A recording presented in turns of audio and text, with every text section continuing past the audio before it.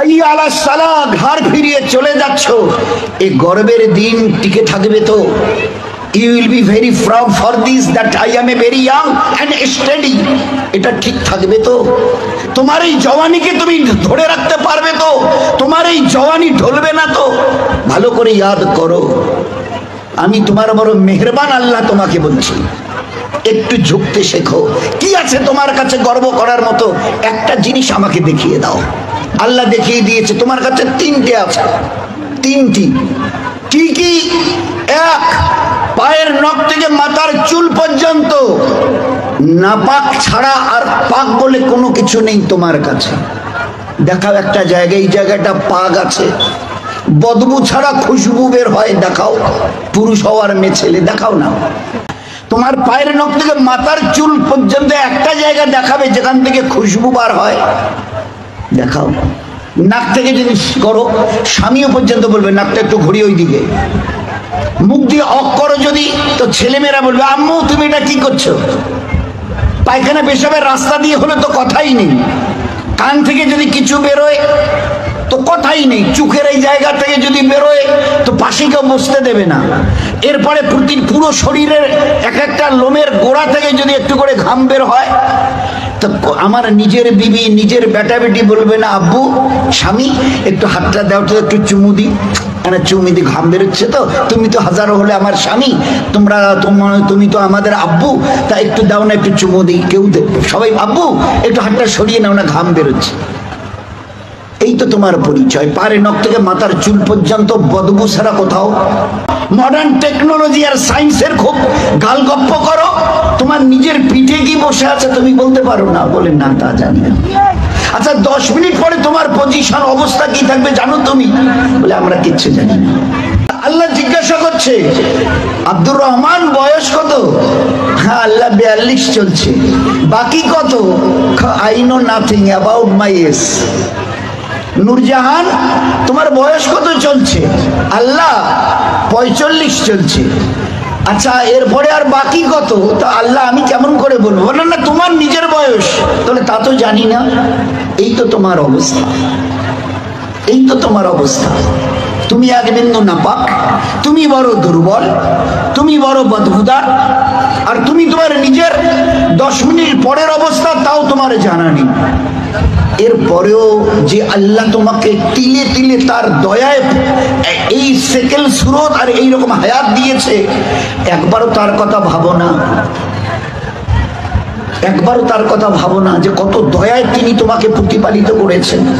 বাচ্চা যখন জন্ম নেয় না, চোখ আছে, বুরু আছে, মাথায় চুল আছে, হাত পা ওর নখটুকু পর্যন্ত বেশ গজিয়েছে।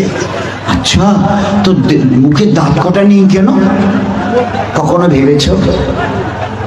এ জগতের ইনসান ভেবেছো কখনো? সব বলছো ওকে, আচ্ছা দাঁত কটা যে নেই? আল্লাহ জবাব দিয়েছে তোমাকে বাঁচাবার জন্য। ওই সময় তোমার মুখে দাঁত কটা, যে আল্লাহ তোমার সবকিছু দিয়েছে, হাতের পায়ের নখ পর্যন্ত আছে, 2-4-5 দিন পরে কেটে দিতে হয়, সেখানে দাঁত কটা দিইনি কেন? তোমাকে বাঁচাবার জন্য। আমাকে চেনো আমি কত বড় মেহেরবান তোমার জন্য। শুধু তোমাকে বাঁচানোর জন্য তোমার মায়ের পেট থেকে বেরিয়ে আসার সময় তোমার মুখে দাঁত কটা দেয়নি। যদি দাঁত কটা পেতে না, তো মায়ের সিনার ওই নরম গোশে স্তনে কামড় দিয়ে দিয়ে ক্ষতবিক্ষত ঘা করতে, 3-4 দিন ওইভাবে ঘা তাজা হওয়ার পরে মায়ের চোখের সামনে তুমি তরফাতে, জবাই করা মুরগিকে যেভাবে তরফাতে দেখো, ওইভাবে মায়ের সামনে তরফাতে, আর তরফাতে তরফাতে মরে যেতে তুমি। তোমার মা একটাবার বুকে তুলে তার নিজের সিনা তোমার মুখে লাগাতো না, এই জন্য তুমি কামড় দিয়ে ঘা করে দিয়েছো।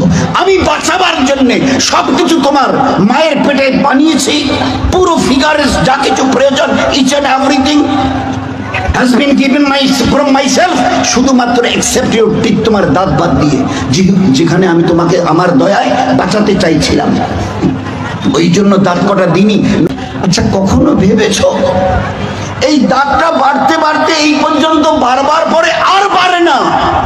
Why? What is the reason of it? Who will give the answer?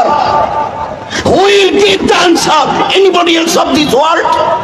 আছে কেউ দুনিয়াওয়ালা ও মডার্ন সায়েন্স মডার্ন টেকনোলজিওয়ালা এই দাঁতকে গজাতে দেখে খুশি হয়েছো? বাড়তে বাড়তে এই পর্যন্ত বেড়ে গেছে, তারপরে আর বাড়ে না। কোন দুনিয়ার মডার্ন টেকনোলজি এর পিছনে কাজ করেছে বলো? বলো না। দেখেছো আমার দয়া? তারপরেও যদি যেভাবে বাড়ছিল, যদি আর 6টা মাস বাড়তো না, তোমার নিজের চেহারা আয়নায় দেখলে তুমি একবার দেখে আটকে উঠে বেহুশ হয়ে মরে যেতে, অজ্ঞান হয়ে মরে যেতে। কি বিকট চেহারা! নিচের দাঁতগুলো বেড়ে গিয়ে এইরকম, উপরের দাঁতগুলো বেড়ে গিয়ে এইরকম হতো তোমার চেহারাটা, বিকট একটা চেহারা হতো। আমি ওটাকে কন্ট্রোল করেছি। এত বড় দয়ার দান দেখেও তুমি একটাবার আমার সামনে ঝুঁকাবে না? আচ্ছা, আমার কাছে তোমাকে ফিরে আসতে হবে না? বলো বলো যে ফিরবে না? যে দাঁত আজকে কর্মড়িয়ে অন্যের দিকে লাল চোখ করে তাকাও, এই চোখ আজ বাদে কাল ঝাপসা হবে। এ দাঁত তোমার কাছ থেকে তোমাকে জিজ্ঞাসা না করে বিদায় নেবে। এ কালো চুল তোমাকে না বলে সাদা হবে। এ শক্ত বডির মাসল এ তোমাকে না জিজ্ঞাসা করে গোশত আস্তে আস্তে চামড়া ঝুলে থাকা শুরু হবে। আমার কাছে কি তোমার কাছে আছে মোকাবেলা করার মতো? কিছুই আমি করব না। শুধু তোমার বয়সটুকুকে একটু যদি বাড়িয়ে দিই, ও আম্মেরহু নুনাক্কিসহু ফিল খালক, মায়ের পেট থেকে বের হয়ে যেভাবে মুখ থুবড়ে পড়েছিলে, নিজের পায়খানা নিজের হাতে ওইভাবে ছেনিয়ে নিজের মুখে দিয়েছিলে না, আমাকে তুমি কি দেখতে চাও? একটু যদি হায়াতটুকু বাড়িয়ে দিই, মুখ থুবড়ে পড়ে থাকতে হবে। পাশ দিয়ে কেউ হেঁটে যেতে রাজি হবে না, কারণ দেখলেই বলবে কেউ আমি একটু বাথরুম যাবো, আমার একটু হাতটা ধরে তুলে দাও তো। কেন? কি তোমার ওই পিছনের দিন কটা মাসেল ফুলানো, লাল চোখ করা, জমিনে দর্প ভরে চলার ওই দিনগুলো কোথায় গেল আমি জানতে চাইছি। বলো না দোস্ত, ও দিন আসবে, ফের দুনিয়া থেকে বিদায় নিয়ে খোদার কাছে ফিরে যেতে হবে। আল্লাহ কুল্লু নাফসিন যায়কাতুল মাউত সুম্মা ইলাইনা তুরজাউন। কে আছো দুনিয়ায়? ঝুপড়িওয়ালার কুরসিওয়ালা কে আছো যে আমার কাছে আসবে না?